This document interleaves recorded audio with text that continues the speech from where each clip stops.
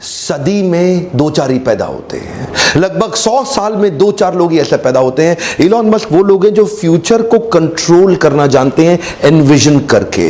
बचपन से ही 10 साल की उम्र में ही वो इतनी किताबें पढ़ लिए थे जो एक ग्रेजुएट भी नहीं पढ़ पाता। 12 साल की उम्र में घर में पड़े पड़े एक कंप्यूटर से उन्होंने एक गेम बना डाला और उस गेम को उन्होंने $500 के अंदर पहली दफा एक ऑनलाइन कंपनी को सेल कर दिया। बचपन से ही उनका ज्यादा फोकस था कि प्रॉब्लम, सबसे बड़ी प्रॉब्लम है सोल्यूशन ढूंढना। Looking for the solution is the biggest problem. वो क्या कहते थे, एक ही प्रॉब्लम है कि प्रॉब्लम नहीं है, सोल्यूशन ढूंढना बड़ी प्रॉब्लम है। तो उनकी कंपनी के अंदर अगर आके कोई ये बोल देना कि सर ये हो नहीं सकता, तो वो उसकी कंपनी में उसका आखिरी दिन होता था। वो क्या कहते थे, होगा, जरूर होगा, सोचो कैसे होगा। उनका मानना क्या है, फेलियर इज द ऑप्शन। दुनिया बोलती है failure is not the option. ये मैंने पहले व्यक्ति देखे जिसका मैंने बिजनेस, एक्चुअली मैं थॉट प्रोसेस इलॉन मस्क का जानना चाहता था। आप में से कई लोगों ने कमेंट बॉक्स में लिखा ना कि इलॉन मस्क की केस स्टडी दीजिए। ये एक ऐसे व्यक्ति हैं जो मेरे लिए भी इंस्पिरेशन है। ये वो व्यक्ति हैं जो पृथ्वी के लिए जीवित रहना चाहते हैं। इन्होंने सोलर सिटी बनाई जो कि सस्टेनेबल एनर्जी क्रिएशन पे काम करती है। हाँ, solar city sustainable energy creation पे काम करती है। इन्होंने टेस्ला मोटर बनाई जो सस्टेनेबल एनर्जी कंजम्पशन पे काम करती है कि एनर्जी भी पेट्रोल डीजल का चक्कर ही खत्म हो जाए, पोल्यूशन फ्री हो जाए पृथ्वी, और electric vehicles, driverless cars. Actually paranoid व्यक्ति जो केवल हाई क्लास प्रोडक्ट बनाने पे फोकस किया। शुरू से शुरू करते हैं आज, जो कि ये पृथ्वी पे 21वें सबसे शक्तिशाली व्यक्ति माने जाते हैं। ये सेल्फ टॉट प्रोग्रामर है और रॉकेट साइंटिस्ट हैं। इन्होंने रॉकेट साइंस की फॉर्मल एजुकेशन नहीं ली, किताबों को पढ़ के इन्होंने पूरे रॉकेट साइंस को समझ लिया। बचपन में किताबी कीड़े थे, किताबें पढ़ के इन्होंने बचपन में ही एक डीप विजन, एक ऑब्सेशन, परसिस्टेंस क्रिएट कर लिया पृथ्वी को बदलने के लिए। ये कहते हैं, great leader don't try to force a square peg into a round hole. वो क्या कहते हैं, स्क्वायर को राउंड में घुसाने की कोशिश नहीं करते। बुद्धिमान व्यक्ति वो है जो अपनी हाई परफॉर्मेंस टीम को बिल्ड करते हुए उनकी कोर इनर स्ट्रेंथ को पहचानता है। इसका अर्थ क्या हुआ, कभी भी मछली को पेड़ पे नहीं चढ़ाते, पेड़ पे बंदर को चढ़ाते हैं। बंदर अपने आप चढ़ जाएगा, मछली जिंदगी भर मेहनत करने पे भी नहीं चढ़ेगी। इनका मानना है कि अगर असाधारण काम कराना है टीम से तो टीम पावरफुल होनी जरूरी है। पहली बार में सही आदमी हायर करो। मीडियोकर आदमी जब उससे रिजल्ट अचीव नहीं होता तो वो ये मान लेता है रिजल्ट अचीव इसलिए नहीं हुआ क्योंकि हो नहीं सकता था। लेकिन ये बिल्कुल ऑपोजिट है। ये कहते हैं नहीं हुआ से कोई मतलब नहीं, रिजल्ट तो अचीव करना है, तरीके अलग अलग अपना लो। गोल को नहीं बदलना, तरीके बदलने हैं। गोल नहीं बदलना, स्ट्रैटेजी बदलनी है। पूरा बचपन 10-10, 12-12, 15-15 घंटे अकेले घर में बैठ के पढ़ के इन्होंने निकाल दिए। जिंदगी भर 7 दिन काम किया, एक दिन में 15-15 घंटे काम किया। अपने आप से अनरीजनेबल, अनकॉम्प्रोमाइजेबल एक्सपेक्टेशन रखते थे। अपने आप से वो एक्सपेक्ट करते थे जो कोई नहीं कर सकता। ये क्या कहते थे, मुझे वो नहीं करना जो किया जा सकता है, मुझे वो करना है जो करना चाहिए।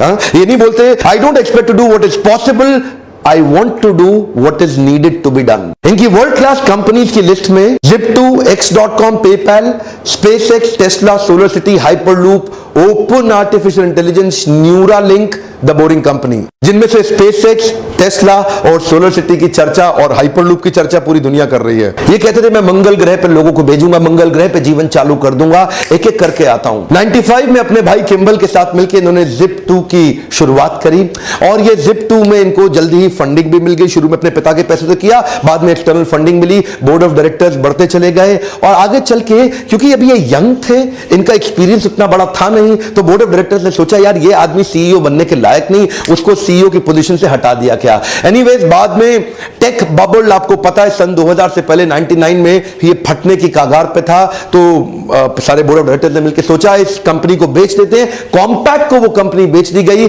जहां से जो पैसा मिला उसमें इनका 7% इक्विटी था, जिसमें इनको $22 मिलियन तुरंत मिला। और वो $22 मिलियन ये घर में रख करके रईस आदमी की तरह घूम सकते थे, छोटे थे, यंग थे, लेकिन वो पूरे $22 मिलियन एक एक करके इन्होंने आगे इन्वेस्टमेंट शुरू कर दी और तुरंत चालू करी X.com। ये एक ऑनलाइन ट्रांजैक्शन की ऑनलाइन बैंकिंग कंपनी थी, अपने आप में पहली ऐसी कंपनी दुनिया भर में। आगे चल के कन्फिनिटी नाम की एक कंपनी के साथ इसका क्लैश हुआ, लेकिन उसी समय दोनों कंपनी मर्ज हो गई और उसका नाम पड़ गया पेपैल। क्या आप जानते हैं पेपैल? दुनिया भर में आज पेपैल फेमस है। उसको किसने स्टार्ट किया, उसको किसने बड़ा रूप दिया? वो इलॉन मस्क ही थे। उनका जो सीटीओ था ना, चीफ टेक्निकल ऑफिसर, उसके साथ इनकी बहसबाजी हो गई। ये सीईओ थे, वो सीटीओ थे, और बहस ऐसा हुआ कि वो सोच रहे थे कि लाइनेक्स पे रखें इसको कि विंडोज पे लेके जाएं, और उस बहस के चक्कर में सीटीओ ने बाकी बोर्ड को अपने साथ लिया। ये भाई साहब की अभी नई शादी हुई थी इलॉन मस्क की, ये गए हुए थे हनीमून पे, पीछे से उन्होंने इसको बाहर निकाल दिया और सीईओ की पोजीशन से बाहर कर दिया। बहरहाल उस कंपनी से भी बाहर हुए ये,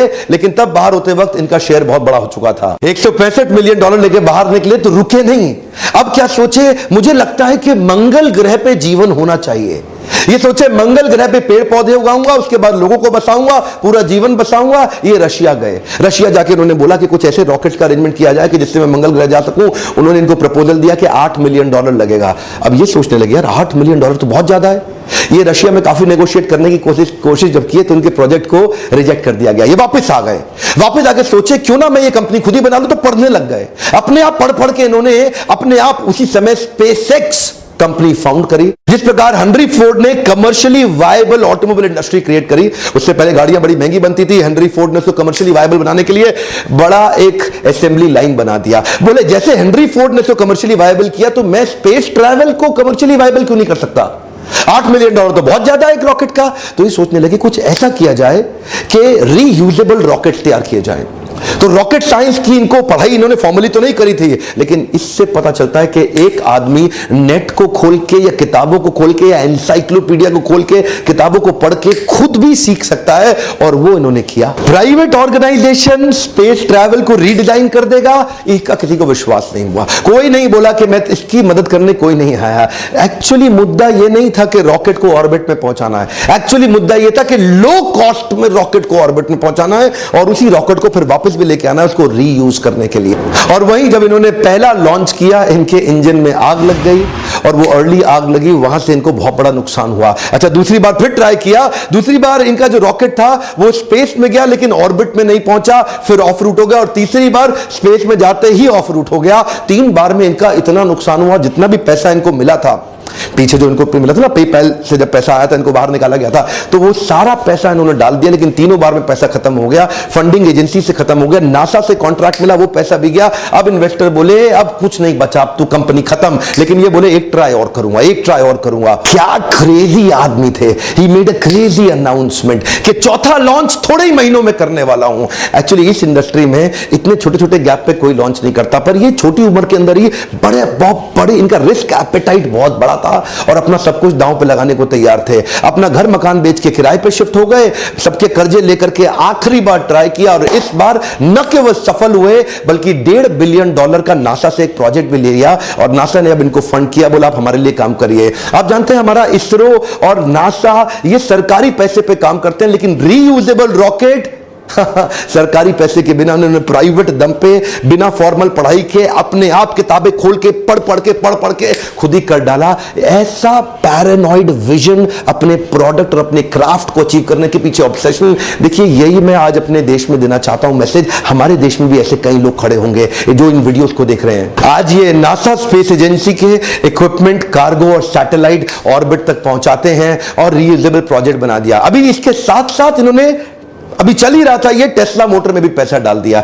ये टेस्ला मोटर में पैसा इन्वेस्ट किए, उनकी कंपनी में घुस गए और पूरी तरह इन्वॉल्व हो गए। जल्दी ही इनको कंपनी का सीईओ भी घोषित कर दिया गया, और इन्होंने टेस्ला को लेकर के इलेक्ट्रिक व्हीकल बनाने के विजन को तैयार किया। जो पहली गाड़ी बनी वो अपनी कॉस्ट से डबल कॉस्ट पे चली गई। $1,09,000 की एक गाड़ी बनी। एक्चुअली ये सोच रहे थे शुरू में कि $50,000 में बन जाएगी, लेकिन जब बनाने लगे तो उसकी कॉस्ट डबल हो गई। गाड़ी बिकी नहीं, बिकने में बहुत दिक्कत आई। दूसरी बार कॉस्ट थोड़ी कम हुई, लेकिन तीसरे अटेम्प्ट में रीजनेबल कॉस्ट आ गई, जिससे इनकी बिक्री बहुत तेज हुई। यानी कि स्पेसएक्स में कई फेलियर आए, उससे पहले X.com में, पेपैल के टाइम पे पहले भी इनको निकाल दिया गया। उसके बाद इधर भी इन्होंने चालू किया तो इधर भी इनके कंटिन्यूअस फेलियर आते रहे। वो जो टेस्ला थी, ये जिधर जिधर गए ये क्या बोलते हैं, failure is an option. Come on, क्या फेलियर इज एन ऑप्शन, लेकिन you got to bounce back. Come on, you got to bounce back. याद रखिए, इलॉन मस्क अपने आप में केस स्टडी है, art of failing successfully. Come on, क्या art of failing successfully. आज $20 बिलियन से ज्यादा की नेटवर्क,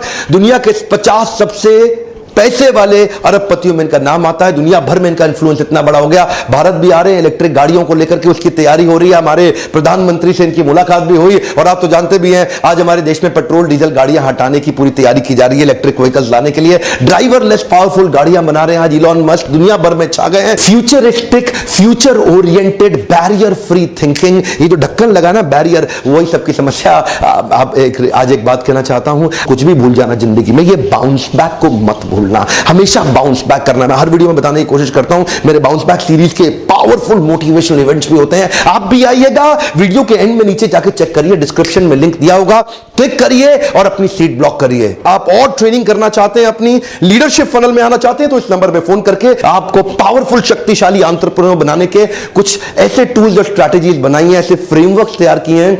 6 महीने का कोर्स है, आपको सफल बनाने की जिम्मेदारी मेरी। आप फोन करके अगली डेट का पता लगाइए कि ये 6 महीने का प्रोग्राम आप किस तरह से अटेंड कर सकते हैं और आप अपने एक शक्तिशाली एंटरप्रेन्योरियल एबिलिटी को 10 गुना बड़ा कर सकते हैं। आज तो वीडियो मैंने एलॉन मस्क पे बनाया, नीचे मेरे को मैं प्रश्न आपसे आज पूछूंगा, और किस दुनिया के पावरफुल लीडर के बारे में आप जानना चाहते हैं, जिनके बारे में मैं आपको शेयर करूं। आपको इंस्पायर करना ये मेरी जिम्मेदारी है। चैनल पे वापस आके सब्सक्राइब करना, बेल आइकन को हिट करना, दूसरों से कराना ये आपकी जिम्मेदारी है। और एक रिक्वेस्ट करना चाहता हूं, हमारे भारत में भी ऐसे पावरफुल पोटेंशियल्स हैं